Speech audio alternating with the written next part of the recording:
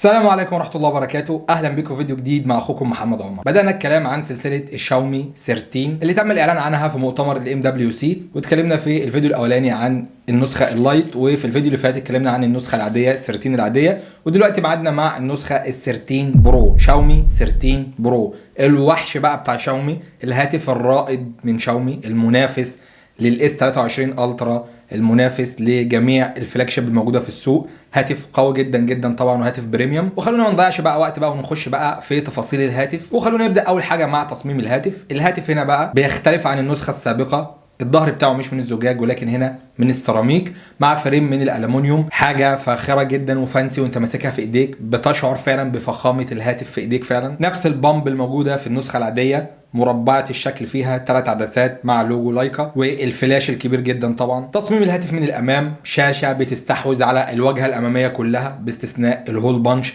ومعاك هاتف بقى فيه كيرفات وانحناءات وحاجات كده لطيفة وفخمة كده. طبعا ارتقينا لهاتف رائد بينافس الفلاج شيب، لازم الشاشة بتاعته تتغير، لازم البكسلات بتاعتها تعلى، الشاشة تعلى معاك.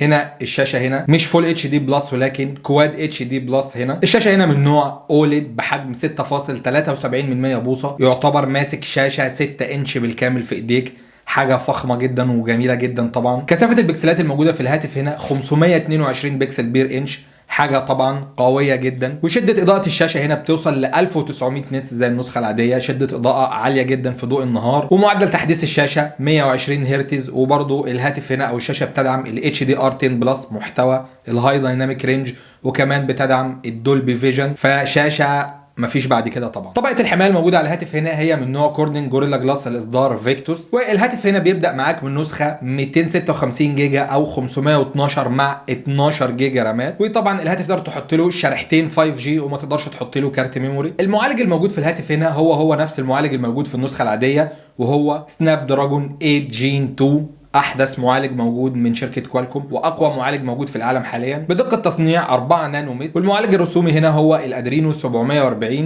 طبعا اداء قوي جدا في كل حاجه بتتمناها موجوده في الهاتف هنا. وطبعا اللي بيشتري هاتف رائد في الفئه السعريه دي مش بيشغل باله قوي بموضوع الاداء، لان هو بياخد افضل حاجه موجوده في العالم في الوقت الحالي. الذاكره المستخدمه في الهاتف هنا برضو من نوع LDDR4، احدث ذاكره موجوده في العالم واسرع ذاكره موجوده في العالم. والرامات المستخدمه هنا من نوع LDDR5، رامات سريعه جدا طبعا، فانت بتاخد باكج على بعضها طياره، ما بتحسش انت ولا بتشغل بالك بالمواصفات دي مع هاتف الفلاج شيب. المعالج ما فيهوش اختلاف عن النسخه العاديه، ولكن الكاميرات فيها اختلاف اكيد. الكاميرات الخلفيه، الكاميرات الاماميه واحد، ما فيش اي اختلاف.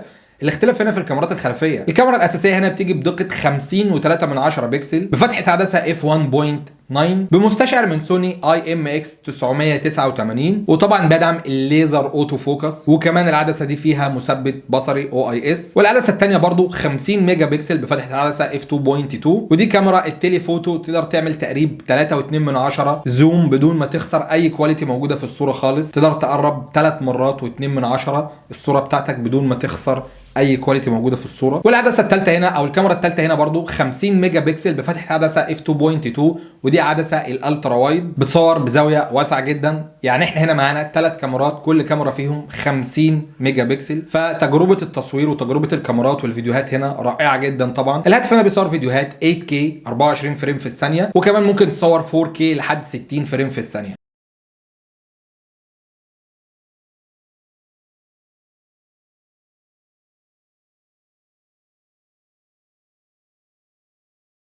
فتجربة كاميرات من لايكا حاجة محترمة جدا جدا طبعا، وهتحصل على تجربة كاميرات من أفضل الكاميرات الموجودة في العالم حاليا. كل حبشتكنات الهاتف اللي قلناها في النسخة العادية موجودة هنا في الهاتف. يعني الهاتف هنا فيه NFC، فيه سماعات ستيريو، البصمة بتاعته موجودة أسفل الشاشة، بصمة سريعة جدا طبعا. الهاتف هنا بيجي بلونين فقط وهما الأبيض والأسود. وزن الهاتف هنا بقى أتقل من الهاتفين التانيين طبعا بكتير. وزن الهاتف هنا 210 جرام للناس اللي بتحب تعرف وزن الهاتف، هاتف تقيل نوعا ما. حجم البطارية هنا 4820 ملي امبير، بتدعم الشحن السريع عن طريق منفذ تايب سي. والشاحن الموجود هنا في الهاتف 120 واط، هاتف سريع جدا، شاحن سريع جدا جدا طبعا معاك. والهاتف هنا بيدعم الشحن اللاسلكي بقدره 50 واط، برضو سرعه كبيره جدا طبعا في الشحن اللاسلكي. وبيدعم الشحن العكسي 10 واط. فتجربه البطاريه رهيبه جدا معاك، هتقدر تشحن في 10 دقائق تقريبا 50% من البطاريه بتاعتك، حاجه قويه جدا. ولكن اللي مش كويس جدا بقى معاك يا صاحبي هو سعر الهاتف. سعر الهاتف هنا بيبدا النسخه القليله ال 256 جيجا مع ال 12 جيجا رامات بسعر 1300 يورو. سعر طبعا خرافي وجبار جدا، زي ما شفنا تسعير الاس 23 الترا يعني حوالي 42000 جنيه مصري. ده السعر الرسمي بدون اي جمارك بقى، بدون اي حاجه. ولو انت بتفكر تشتري الهاتف ده برضه هيكون متاح للبيع يوم 8 مارس. سلسله الهواتف دي كلها